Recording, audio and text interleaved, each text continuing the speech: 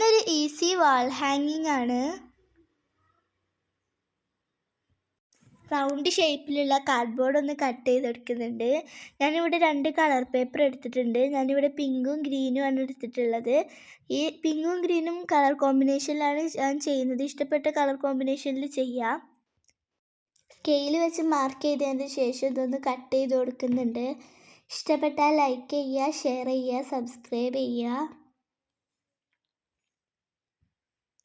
ഞാനിവിടെ കട്ട് ചെയ്തെടുത്തിട്ടുണ്ട്. ഇനി നമ്മളിതിൻ്റെ സെൻറ്റർ മടക്കിയതിന് ശേഷം ഒന്ന് കട്ട് ചെയ്ത് കൊടുക്കുന്നുണ്ട്.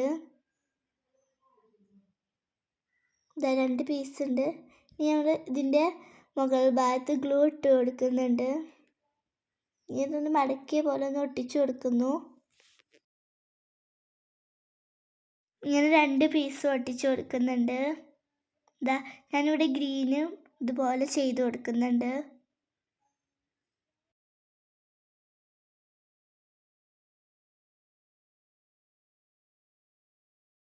നാല് പീസ് ഇതുപോലെ റെഡിയാക്കി എടുത്തിട്ടുണ്ട്. ഇതൊന്ന് ഒട്ടിച്ചു കൊടുക്കണം.